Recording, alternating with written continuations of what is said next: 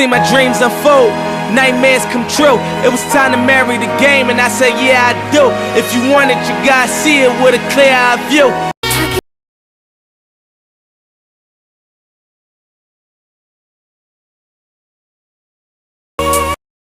This crack house on 21st Street in North Philadelphia is closed now after 2 young people were executed in the doorway by a gunman yesterday. Crack houses within every other block in the neighborhood. $2 billion drug bill is aimed at punishing big-time drug dealers and casual drug users. Today, there's a new epidemic. Smokable cocaine, otherwise known as crack. The investigation begins in Philadelphia, then moves to Camden, Elizabeth, New Jersey, and finally Brooklyn, New York. The seizure was captured by federal drug agents on this undercover videotape.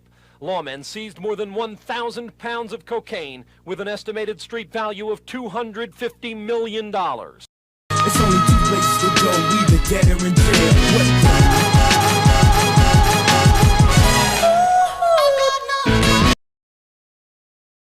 Leroy Bucky Davis was born on June 9, 1967, to his mother, Erie Davis, and his father, Leroy Davis Sr.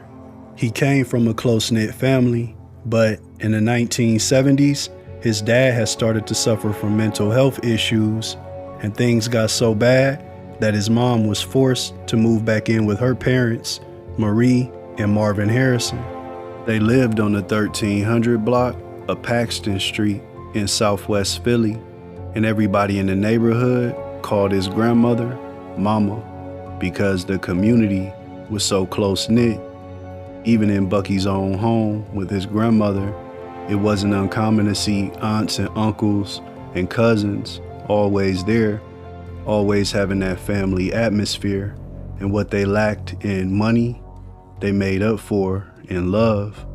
But Bucky would find an outlet and a way out of poverty, because in 1974, he would be introduced to a man by the name of Dick Turner, and he was a boxing trainer at the Southwest Philadelphia Youth Center, and he saw the promise that a young Bucky had, and he began to train with him. And it was very clear early on that a young Bucky had the potential to be one of the greats. He looked up to Mr. Turner's nephew, a man by the name of Anthony Two Guns Fletcher, who had a very flashy style. And that was right up Buck's alley. He loved to put on the show, so he would often try to imitate Two Guns. He would enter into local boxing tournaments, Junior Olympics, and travel the amateur boxing circuit, making a name for himself. And eventually, in 1985, he was selected to be a part of the United States boxing team. He would go to Dublin, Ireland to face their national boxing team, and Buck would dominate the flyweight division. According to his boys, he was always calling back home like, yo, I just dropped a bull. Yo, I just dropped another bull in 30 seconds. He won his division, and Buck's path was clear. He could become one of the boxing greats. This was a time of people such as Tommy Hearns, Marvelous Marvin Hagler, Sugar Ray Leonard, and young Buck. He had all of the skills to be one of those people. He just had to keep putting in that work. And his boxing coach, Mr. Turner, would always tell Buck, son, please don't blow this gift that God gave you. Please don't blow it. But Buck's life would change when him and his high school sweetheart had a son when Buck was only 16 years old. His son was named Lamar, and that very same year of that child being born, he had another son with another ex-girlfriend, and his son's name was Fontel.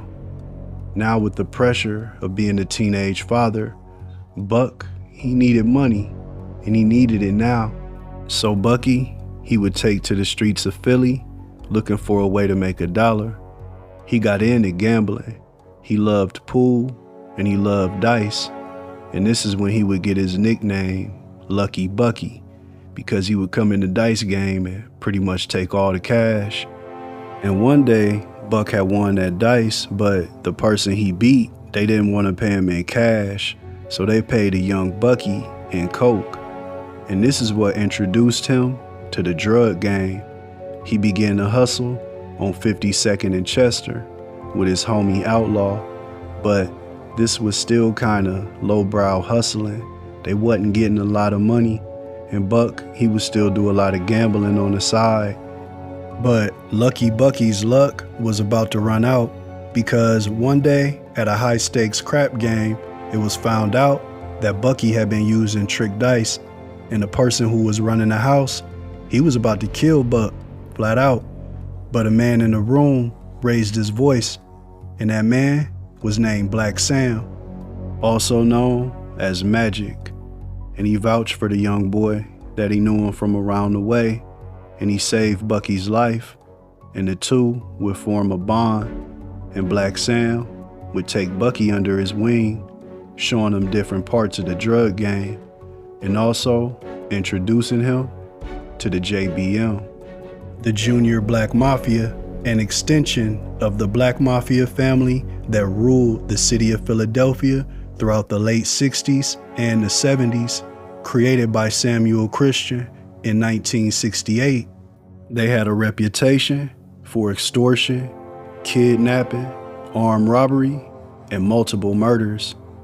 There were up to 900 people in the Club Harlem that night. Sam Christian and other Black Mafia members basically go in and basically commit a mass shooting.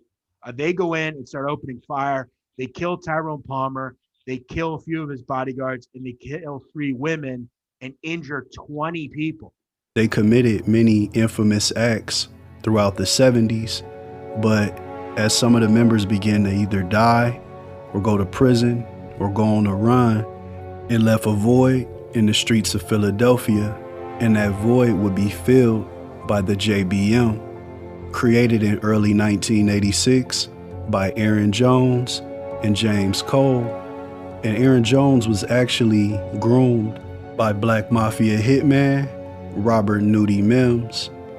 The JBM was created under the idea of recruiting different independent dealers throughout the city and getting them all under one flag of the JBM.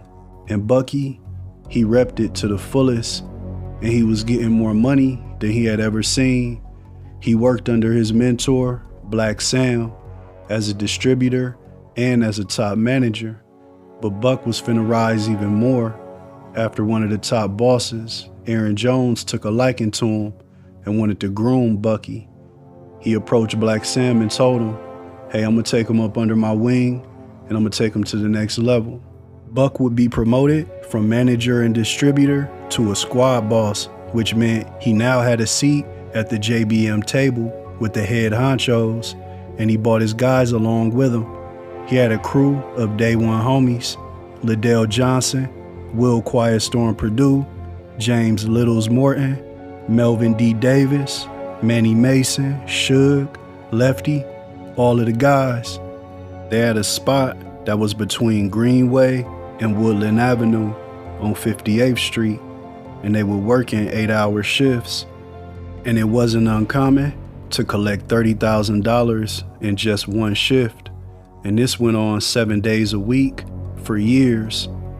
Despite Bucky's small stature, he was a leader of men.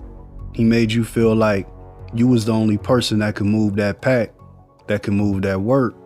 And a lot of the people who was up under him, when he got him in the kitchen, they seen nothing but Pyrex vision.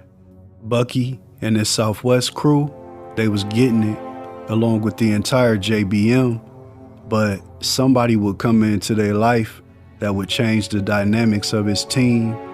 Rodney Frog Carson, who was known from around the way as being a basketball player, but he joined the Navy and he started to come back home to visit. And while he would be home, he would see Bucky and his crew, guys around his same age, getting major money, money that he would never see in the military. And he wanted that life. He wanted that fast money. So one day he approached Bucky and asked him what could he do to get down. And Bucky, he needed to get a spot. And since he was a street dude, it was kind of hard to get an apartment in his name. So he used Frog as a front man and this is what got him on. And he wasn't just a front man, he would rise up. And after going AWOL from the military, Frog would become Buck's second in command. They got 2 matching BMWs, and they got a lavish spot out in Penrose, an exclusive suburb in Philadelphia. But a lot of Buck's day one homies didn't really see why Frog rose up the ranks so fast. He wasn't in the trenches with him growing up, so they just didn't understand how he got so much power without being there from day one. But Bucky, he was the leader. He explained it to him the best that he could, but when you was getting money like they was getting it, it was hard to argue anyways. Jeeps, Beamers, convertible Saabs, whatever the newest whips was, the JBM was in it, along with custom-made jewelry with the letters JBM encrusted in diamonds. But JBM just didn't stand for Junior Black Mafia. It said that it also stood for just blowing money, and it wasn't just a street gang, it was a lifestyle. It wasn't just rings. I mean, people was putting it on cars, you know what I mean? It was a lifestyle. A ring was just the icing on the cake, but it was just a lifestyle. JBM was a lifestyle. You know what I mean? People say Junior Black Mafia, but you know what I mean? Another take on that was just blowing money. And they was blowing money, and they had blow and money. And a lot of the members would get JBM on their license plates, but Buck, he would switch it up. He got serving well on his license plate because he was definitely serving well, getting a lot of money, taking care of his family, and trying to give back. There are stories from people that were kids growing up in Southwest Philly during Buck's heyday, saying that they would go to the local fashion store and run up a tab under Buck's name and just tell the store owner, yo, Buck said we can come in here and get some stuff, and just put it on his tab. And when Buck would come in, the store owner would give him the tab like, yo, these kids came in here and ran it up. And Buck would be like, yo, what? But he would go ahead and pay for it. He was just a giving type of guy. But whatever he gave, Bucky and the JBM definitely took from the community as well, because crack was a superpower, and it severely damaged the black community. It changed the way people had to live their lives in the streets of Philadelphia. It kept kids from being able to play outside. But despite the destruction that was going on around them, the JBM was too busy counting money. And one of the leaders, Aaron Jones and Bucky, they were real close. Front row seats at premier boxing matches, all the celebrities coming to check in with Bucky when they come to Philly. People like Bobby Brown, Eazy-E, amongst others. He knew how to move amongst the bosses. Bucky was a superstar in Southwest Philly, and his status had become legendary. The story about rappers from back in that time by the name of Cool C and Steady B, who kind of had a rap buzz, and they were popular, especially in Philly, and they were shooting a music video, and everybody was surrounding them because, you know, they rap stars. But Bucky, he pulled up in the cherry red Volvo, hopped out, and everybody left from Cool C and Steady B and ran over to Bucky like, yo, there go the bull. He was that guy. Bucky was not only popular around Southwest for his time as a boxer and competing for the United States boxing team, now he was growing a legendary status in the streets. And the JBM would continue to rise as well and expand. And once they got major dudes from around the city to join their team, they would be unstoppable. They got Brian Moochie Thornton, who ran the Richard Allen projects, Kevin Bowman, who was strong in North Philly, Larry Brown and Reginald Reeves were making plays all over West Philly, and Mark Casey was a major player uptown. And with the team now strong as ever, the JBM's profits would skyrocket, especially after they got their new connect by the name of Earl Stewart, aka Mustafa, the plug. Hundreds of keys every week, millions of dollars. The JBM loved the nightlife. They hit up clubs such as the Plateau, where they could shine, showing everybody that we them boys out here getting that money. All of the ladies wanted to be with him, and the fellas, they wanted to be down. Now, in their first few years of existence, the JBM was getting money in silence. It wasn't too much noise around their name when it came to law enforcement. But as they went to expand, they started to have beefs around the city, and this led to one of the leaders, James Cole, to step down. He was a little older, he had a different mindset, and he knew violence would bring the police, which would ultimately bring problems. They were low-key for the first couple years, and then as they grew and there was more cocaine brought into the organization, there was many more fights, many more gunfights, and there was just this trail of bodies.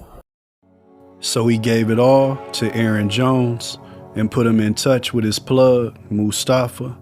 Now, Aaron Jones had absolute power in the JBM, and whenever members of the crew would meet up, they would greet each other with a big hug, followed by the words, family. JBM was as strong as ever. The money was coming in, the girls was there, cars was there, life was good. But a war was on the horizon, from a threat coming from abroad, from Jamaica, when Vivian Blake and the Jamaican shower posse came to town. In late 1984, 5 people are executed in a Miami crack house. One, a pregnant woman, is found in a praying position as if pleading for her life. Investigators charge this slaughter was the handiwork of Jamaican posses that killed 1,400 people around the nation during the 4-year investigation. Among arrests that began yesterday were 34 members of the Miami-based shower posse, so named because they rained bullets on their enemies. These people are absolutely the most vicious organized crime group in the United States today. It was started in Tivoli Gardens in Jamaica by Lester Lloyd Coke, aka Jim Brown, the Don of Dons, a Jamaican drug lord who ruled the Garrison community in West Kingston. And the Jamaican shower posse had a very fierce reputation, especially when it came to murder. Their name comes from the fact that they would shower their enemies in bullets when they were at war. The shower posse was strong in places like New York City, New Jersey, Florida, and now they had their sights set on the city of Philadelphia. The shower posse would come in with force and was able to establish itself in the Philadelphia drug trade, but the JBM, they weren't finna go for it. And the war was on, and it was a very bloody and violent battle. The shower posse stood tall for as long as it could, but according to JBM members, once they was really able to come up with a plan, the shower posse just couldn't handle the pressure, and they was able to run them up out of the city. No, we didn't like them shooting them young guys and taking them out the airports and then running back to Jamaica. We wasn't feeling that. So the M came through and cleaned that shit up like, man, y'all gotta get the fuck from around here. Most of them dudes that shower posse and shit, niggas was coming up from New York. So when they came down with that shit, they got it in for low, man. But then when the M got it all, formed it all up, you know what I mean, niggas had to roll. That was where it went. They got the fuck out of there. It went to war a little bit, but they couldn't stand the pressure. A staggering 27 people were murdered during this bloody turf war. But it wasn't just threats from out of town that Bucky and the JBM had to worry about. Some of the local dealers, when they were approached with the option to get down or lay down, they chose war. People like Capone from Southwest and Craig Haynes from Uptown. And Capone would actually end up shooting Bucky in a dispute after Bucky confronted him over owing money to one of Bucky's associates. It said that he shot Bucky in the back, but of course Bucky survived. And not too long after that, Capone would be shot multiple times by JBM hitmen. But Capone was able to survive this attack. Craig Haynes would lose his initial battle with the JBM. They were able to take over his territory in Uptown Philly, forcing him down to South Philly. But he had family out there, and he also knew of other independent drug dealers who hated the JBM, There, they were able to form up a team with enough muscle to go head to head with the JBM, and bodies began to drop on both sides. Multiple members of Craig Haynes' crew would be gunned down by JBM hitmen in gangland-style murders. But even though the JBM was damn near somewhat of a superpower, they too suffered casualties. Multiple JBM members were gunned down as well. And even though certain crews like Capone's and Craig Haynes could put up somewhat of a fight, others didn't have a chance against the force that was the JBM. It was a well-known hustler by the name of Albert A-Train Reagan. Him and his whole squad, they were wiped out in about the span of 1 month. And a well-known Philadelphia underworld boss by the name of Mark Lesby would be shot and killed in front of his home by a JBM enforcer named Anthony Big Tone Reed. But you didn't have to be a part of the drug wars to become a casualty. There's a story of a teenage boy by the name of Michael Waters, who one day was playing with his friends on a corner, throwing snowballs, and one of those snowballs hit a truck, and inside of that truck was a JBM hitman by the name of Anthony Big Tone Reed. He hit a U-turn and began to speed down the street towards the teens. He pulled up on the corner, they all started to run, and he started letting off shots. And that's when Michael Waters was hit and killed. JBM enforcer Christopher Dirty Black Laster and his crew would open fire on the South Philly crew that were rivals. And in this shootout, they hit a woman by the name of Sylvia Stinson, but she was just wounded. Unfortunately, it was a man by the name of Willie Bowman who lost his life, and he was just an innocent man.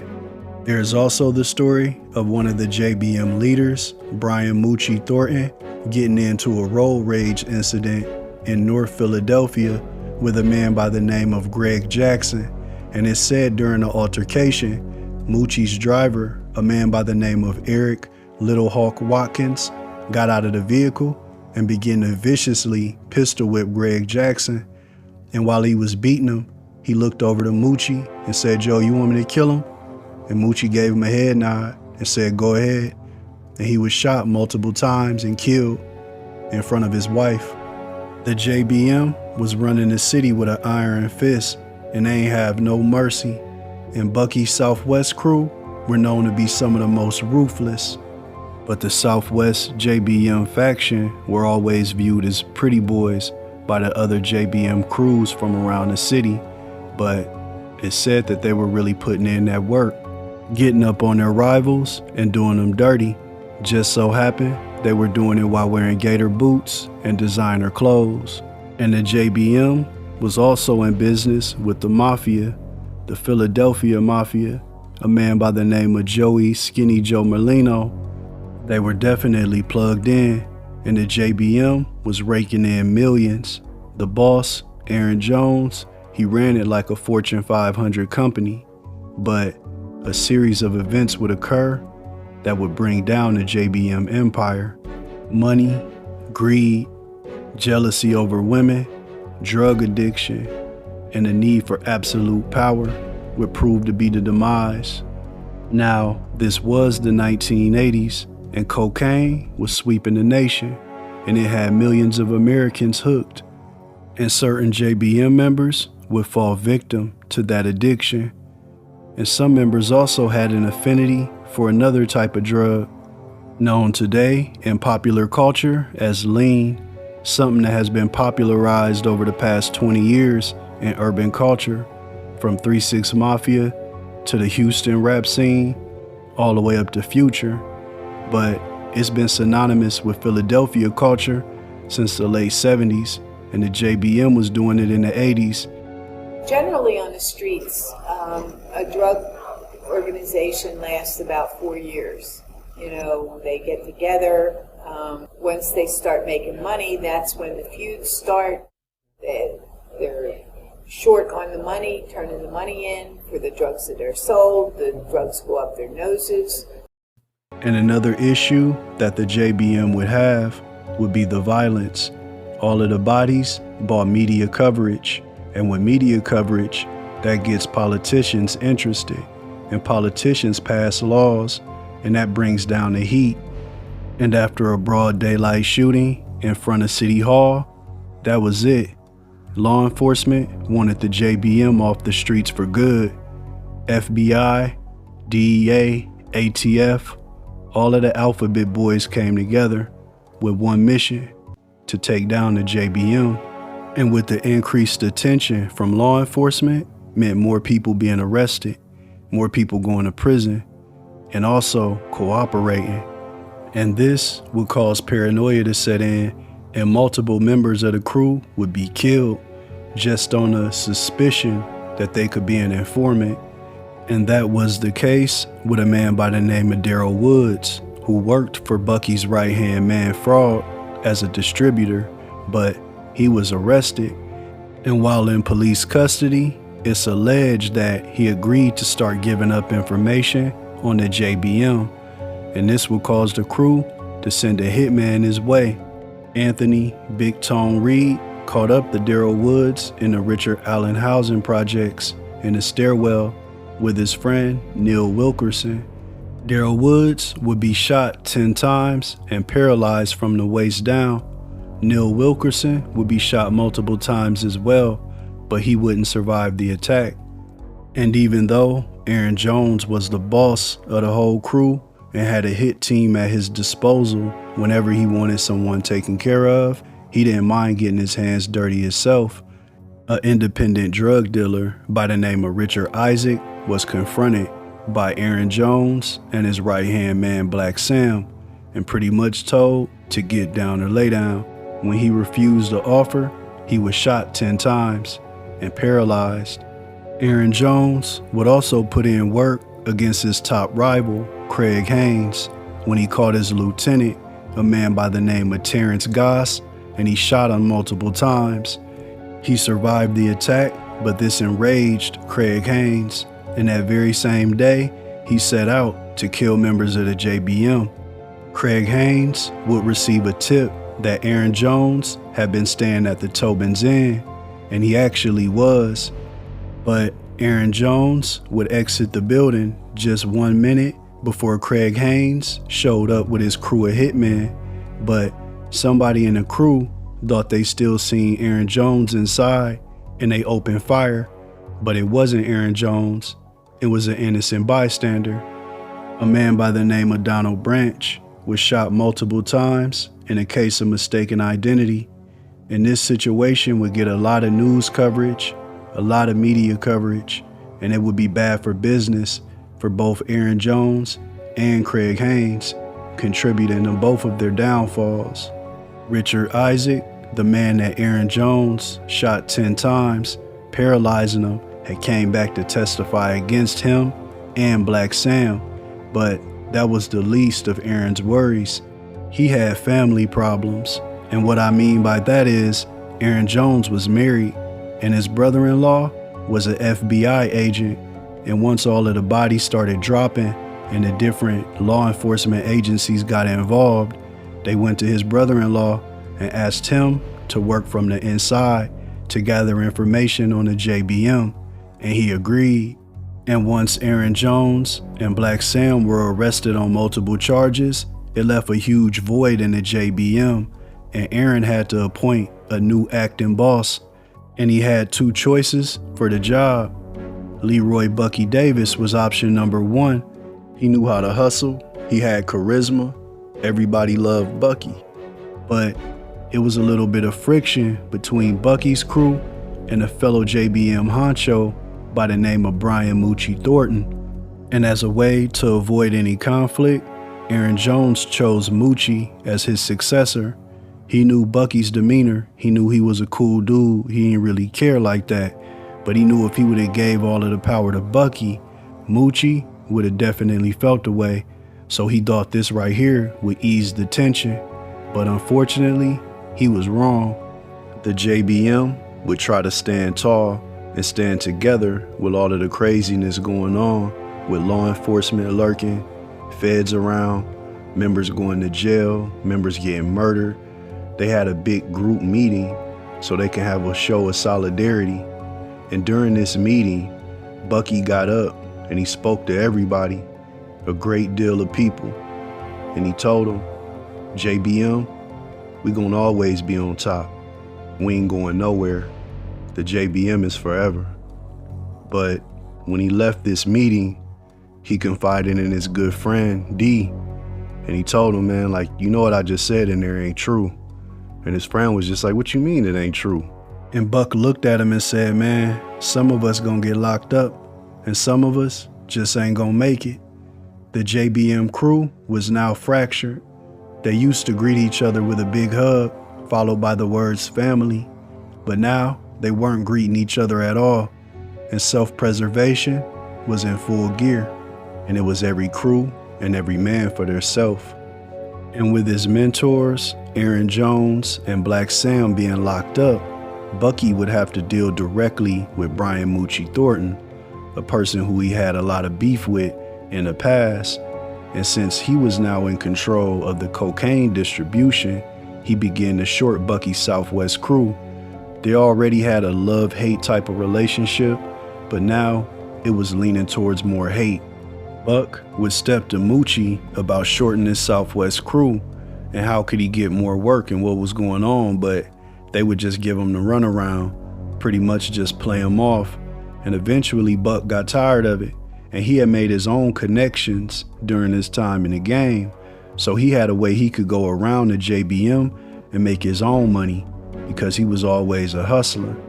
And this upset acting JBM boss, Brian Moochie Thornton, it said that he began to go down to Southwest and apply pressure to different people in Bucky's crew, trying to intimidate him.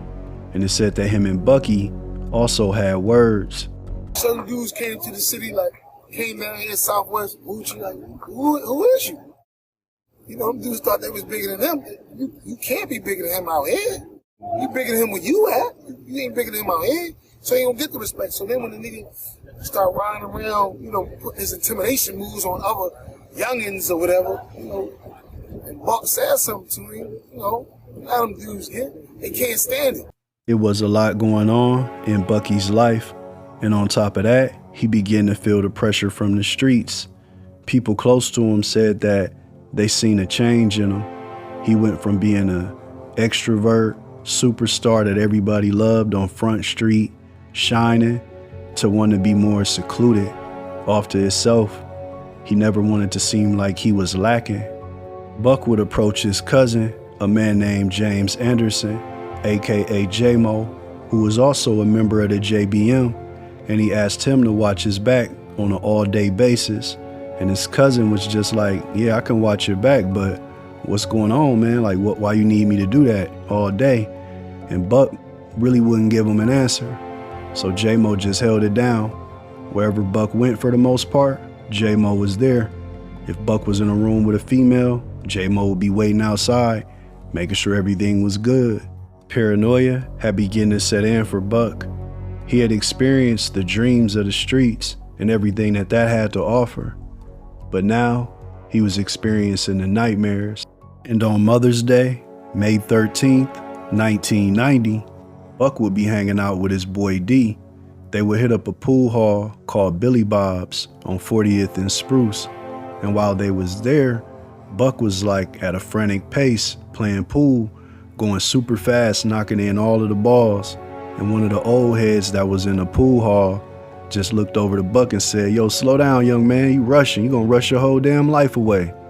And he said Buck just looked up at the old head like, man, what the hell you talking about, man? I'm gonna live forever. I don't know what you talking about. I'm gonna live forever. And after leaving the pool hall, they headed over to Buck's granny's crib to show her some love for Mother's Day. Then they went to Buck's mom's house and gave her some flowers.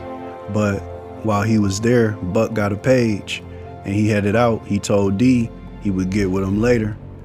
And as he was leaving out, D looked outside the window from upstairs, and right before Buck was getting in his car, he turned around like he knew he would be there and just threw up a peace sign and said, love you, bro. And Buck drove off.